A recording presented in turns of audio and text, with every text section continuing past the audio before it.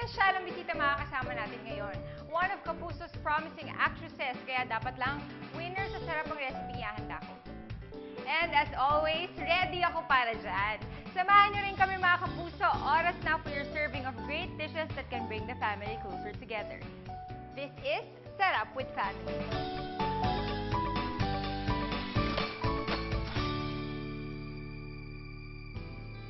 Eto na pala ang aking bisita. Please welcome Bea Binena. Hi, Ate Jal. Hi, Bea. Kamusta? Okay naman? Wow, mukhang relyenong bangus ang iluluto natin ngayon. Excited na akong kumain. Nako, mas masarap pa dyan ang lulutuin ko dahil gagamit tayo ng bagong CDO Ulam Burger All-Purpose Beef Mix. Magluluto tayo ng relyenong bangus ala CDO Ulam Burger. Wow, relyenong bangus na may burger. Yes! CDO Ulam Burger All-Purpose Beef Mix, 210 grams. 1 medium-sized bangus, deboned and prepared for relleno. 3 tablespoons calamansi juice. 1/4 cup green peas. 1 small red bell pepper, diced. 1 piece white onion, chopped. 2 pieces garlic, minced. 1/2 cup flour. 1½ cups oil. Ground black pepper to taste. Okay, Bea, simulan na natin gawin ang ating relyenong bangus ala CDO Ulam Burger. Imimix lang natin yung ating bangus. Luto na yung bangus. Binoil lang yan. Tapos, hinimay-himay, tinanggal yung... Pero meron nang nabibili ngayon sa market na nakahimay na. Okay. O, diba? Mas Parang madali ang convenient buhay. ang life. Oo, yan. Tapos, lalagyan natin ng CDO Ulam Burger. All-Purpose Beef Mix. Dito sa CDO Ulam Burger All-Purpose Beef Mix, pareho lang ang quality ng ating CDO Ulam Burger. Ang difference lang, wala siya sa canister, tsaka hindi siya naka-shape na parang burger, diba? Ito, nasa plastic. Tapos, much affordable siya, makaka-save ka ng 5 pesos per pack and 40 pesos lang siya per pack. O, diba? Mura-mura lang, oo. Cut lang yan, tapos ilalagay lang natin lahat. At saka mas madali yung ganyang beef mix. Oo. Hindi ka na Sa kailangan market, bumili diba? pa ng ground meat sa market. Diba? Hindi mo na kailangan magpakulo, magtimpla, hindi mo na kailangan i-season pa. So, ganyan lang. Ilalagay mo lang, tapos i-mix mo na kasama ng ating hinimay na bangus. Tapos ang maganda pa dito, very flexible. Ngayon, ginamit natin sa relleno. Pwede natin siyang gamitin sa siomai, shanghai, embutido, at marami pang iba. At saka, pwede natin siyang i-form sa iba't ibang klaseng shapes and sizes. Pwede namin, usually ginagawa namin dito yung mga meatballs, Ako ganyan, gumagawa talaga ako ng nuggets, meatballs. ganyan. So, yan. Mas may enjoy pa. May kapatid ka ba? Meron, 5 years old. O, ayun, pwede siyang tumulong, di ba? Para sa pag-shape. Pwedeng bonding activities niya yan. So, yan. Ngayon, lalagyan natin yung ating onions. Tapos, ang ating red bell pepper.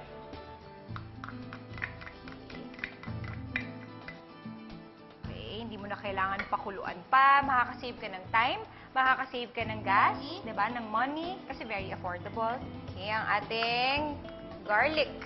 Mix-mix lang. Tapos, Green peas.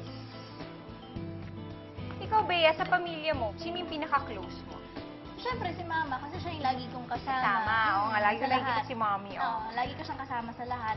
Pero si Benice, kapag may free time yan, lagi siyang kasama. Oh, ang cute. Nagluluto ka ba? Yes. Ano mga specialty mo? Well, kapag kasi si Benice, lagi siyang nagre-request ng mga pancakes. Wow! Tapos, ako, pasta, white sauce na pasta, pesto carbonara pasta. Oh my ganon. Oh. Tapos, yun, mga mashed potatoes, ganyan. Tapos mga minsan salmon, ganyan. Wow! Okay, lalagyan muna natin yung calamansi. Salt and pepper. Ikaw, anong favorite mo? Food? Alam mo, Ate Jen, matakaw ako eh. Mm. As in, carnivore ako. Yun. Mga pizza, ganyan. Pizza, mga pasta. Chinese, Italian food. Hindi ka pala mahirap pakainin. Hindi naman yan. Okay, ang next step natin, isa-stuff natin yung ating bangus. Okay. So, lalagay lang natin siya sa loob. So, stuff lang natin siya.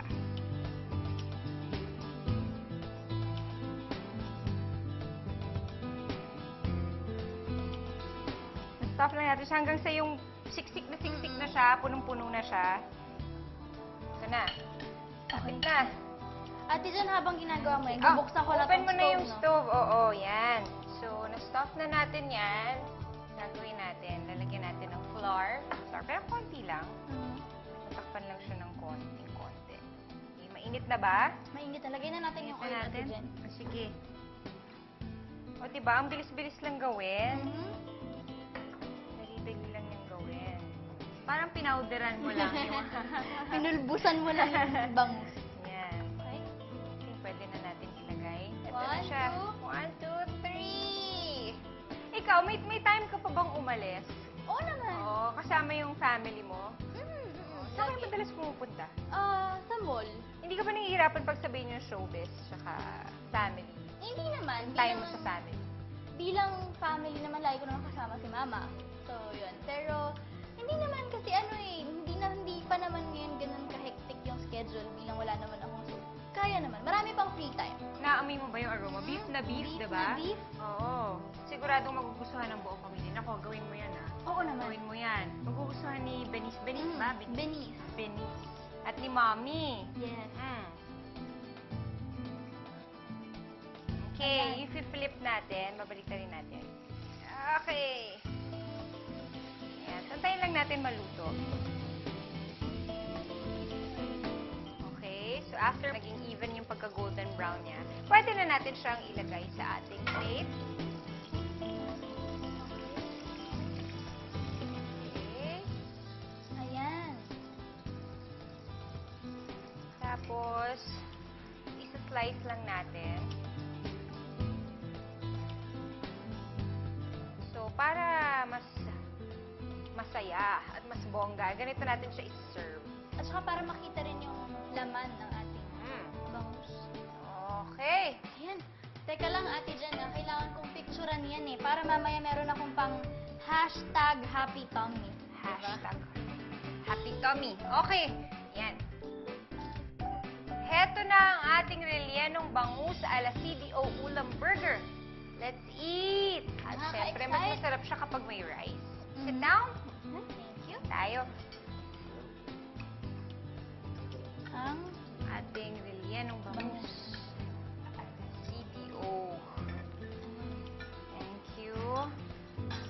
Game! tikman na natin. Natin. Ano? Kamusta? Sarap ba? I love your version ng rellenong bangus, Ate Jen. Kakaibang twist ang nagawa ng beef na sarap ng burger. At Sarap. quick and easy pa, kaya ikaw, kayang-kaya mo nang gawin yan. Naman. Diba? Kain ka lang, ha? Huwag kang mahiya. This is how you prepare today's dish. In a bowl, mix CDO Ulam Burger All-Purpose Beef Mix and bangus flakes. Add onions, bell peppers, garlic, and green peas. Drizzle with calamansi juice and season with salt and pepper. Mix well. Stuff the mixture into the bangus. Dredge bangus with flour and fry until brown and evenly cooked. Serve with rice. Ngayon, ang simpleng ulam na pwedeng-pwede na rin maging winner na recipe with the new CDO Ulam Burger All-Purpose Beef Mix. I'm Jenilyn Mercado, and join me again next time here where great dishes bring the family closer together. This is Sarap with Family.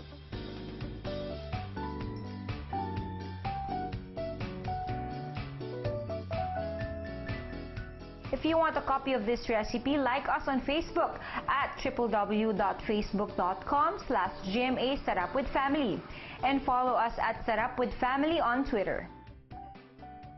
Sarap with Family is brought to you by CDO Ulam Burger, Sequest Tuna, CDO Liver Spread,